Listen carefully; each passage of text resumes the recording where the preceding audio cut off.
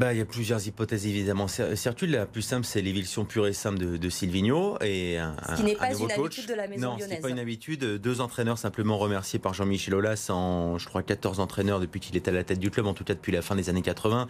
C'était dans des situations qui étaient alarmistes aussi, mais dans des situations, je trouve, où le groupe avait vraiment lâché l'entraîneur. Guy Stéphane, l'OL venait de perdre 7-0 à Auxerre et Hubert Fournier, Lyon restait sur une défaite à Ajaccio au mois de décembre et on avait vraiment un groupe qui était au bord de l'explosion. Je ne crois pas qu'on soit dans cette configuration-là.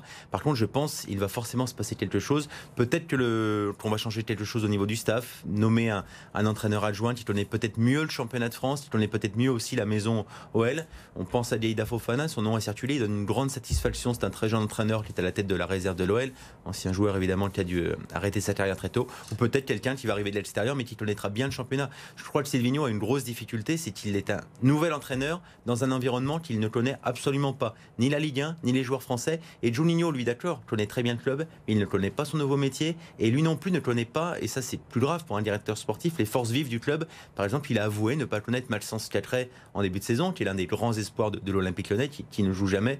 Donc l'OL est un petit peu... Il ne peut pas être assez épaulé par Juninho, qui n'a pas encore pris la mesure de son poste.